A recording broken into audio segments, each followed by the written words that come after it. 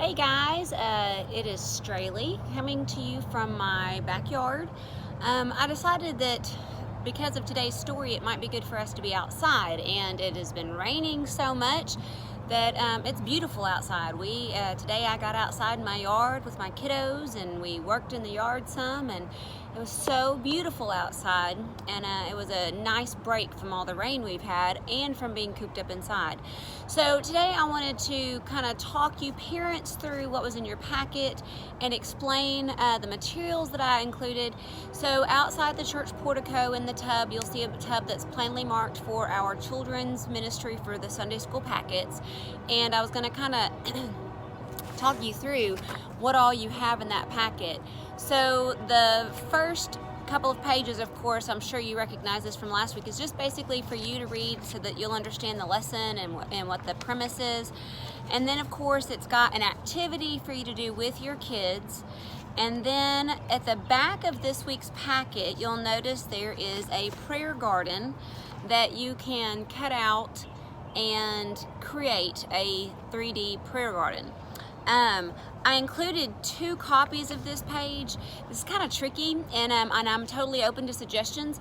You know, last week I didn't really include coloring pages because I wasn't exactly sure who would have access to a printer and a copier, and so this week I tried copying the lessons, and I've included at the back of that packet some extra activities for you and your kids.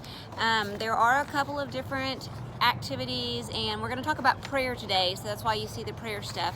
And all of these PDFs have been scanned in and sent to you to your email from the church. So if you need additional copies of coloring or activity sheets, please feel free to print those off. And again, I'm open to suggestions. I'm kind of just winging this, as we all are.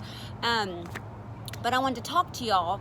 So if you did have any suggestions, let me know.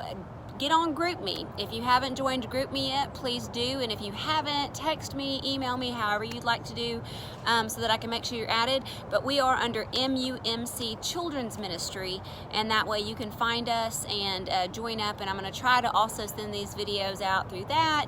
But I'm going to try to have some interactive activities going on for us in the upcoming weeks, just so we can kind of touch base together. So today's story really comes out of according to your packets, comes out of Matthew, but it can be found in all 4 Gospels.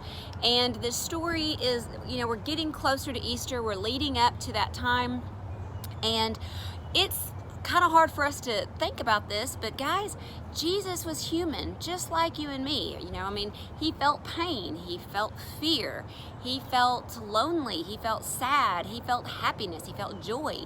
And so it's hard sometimes for us to think about that, because of course when we think about Jesus, we think about him being in heaven and looking down on us. And so it's something that's important for us to know, that he was human just like you and me. And because of that, because he was human, Jesus knew that he was here on this earth for a job, and of course we know his job was to save us. He gave his life so that we could live, and he took away all of our sins for us. But that was a big, scary job for him, and he was not going to not do what God told him to do. Of course he was obedient to his Father, but he was still scared.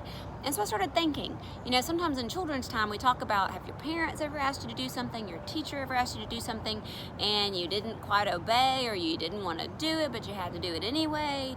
And so this is kind of that same thing. Jesus knew this was the only way to save all of us, including you and me. He knew it was the only way he could do that, but he was also scared, because he was just like us. He felt fear.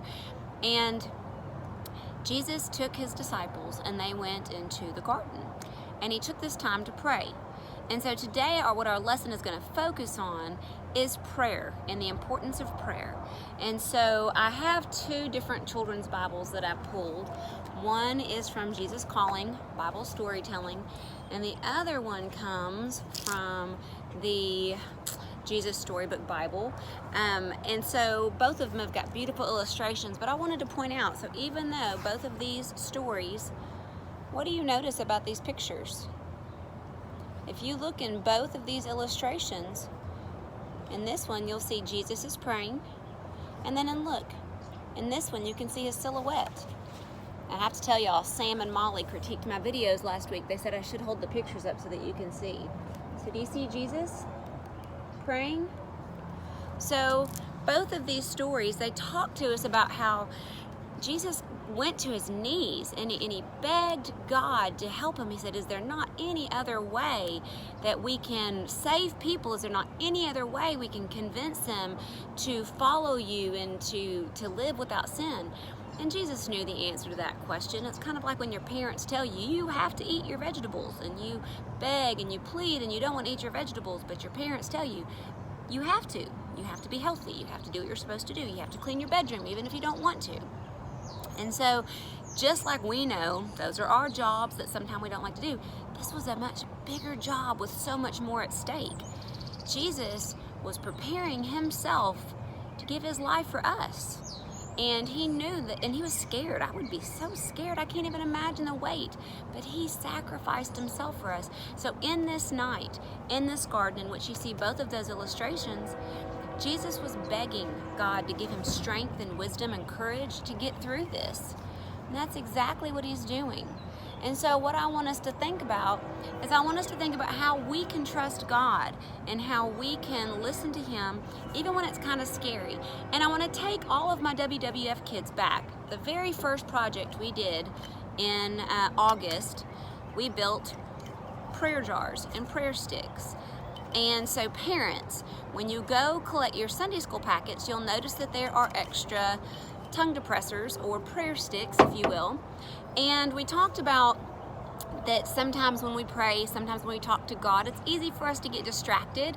And so we thought that we could have a reminder. And so we took a jar and we took streamers and tissue paper, and we glued it to the jar with decoupage. And then we took different sticks, and you'll notice in the box you'll find different kinds of sticks, but we put different things to help us stay focused on our prayer life. And so, for instance, Molly has written on hers pets. She has mom and dad, family, friends, and help. Just whoever might need help. So some that I added that you might want to add to your prayer jar might be anyone you know that's sick. You know, right now with all of this virus, it's important for us to remember that we might feel okay, but we have to be careful of who we might cause to be sick. So that's one of the reasons we're having to stay away from each other. And I miss you guys so much, but it's better for us to be safe. Another one would be our family that's in our home, but our family that might live across the country. It's important for us to keep them on our hearts and we can take those concerns to God and he'll help take those away for us. Our country. Right now our country is in a complete, it's kind of crazy. It's in a complete turmoil. And so God hears our prayers, just like he heard Jesus in that garden. God hears us and he listens to us. We want to pray for all of our people who are the first on the front lines in the medical community, the doctors, the nurses. Think about the people in our congregation who are still going to work every single day. Now think about the people in our congregation who are going to work every single day in the medical field. Whether it's Colby, who helps do IT support for the hospital, or any of our nurses, we want to make sure that we keep them in our prayers every single day. And then we miss our friends. We can't be with our friends right now, and I know my kiddos got to do a Zoom with their classmates the other day, but it's just not normal. It's not normal for us not to be able to hang out with our friends, and we miss them so much.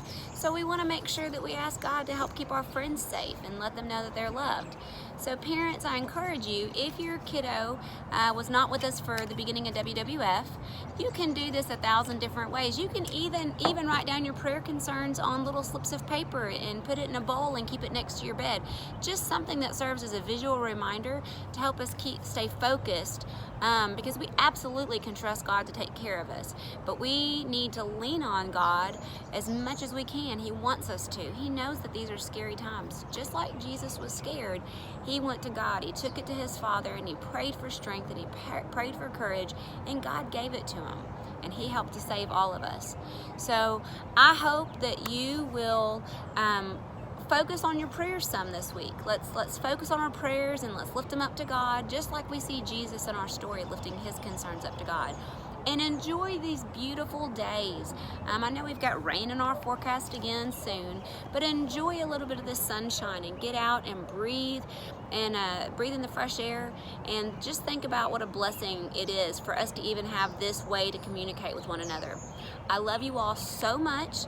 I pray that you're staying safe. I pray that you are loving on your family and you are staying focused on what's truly important.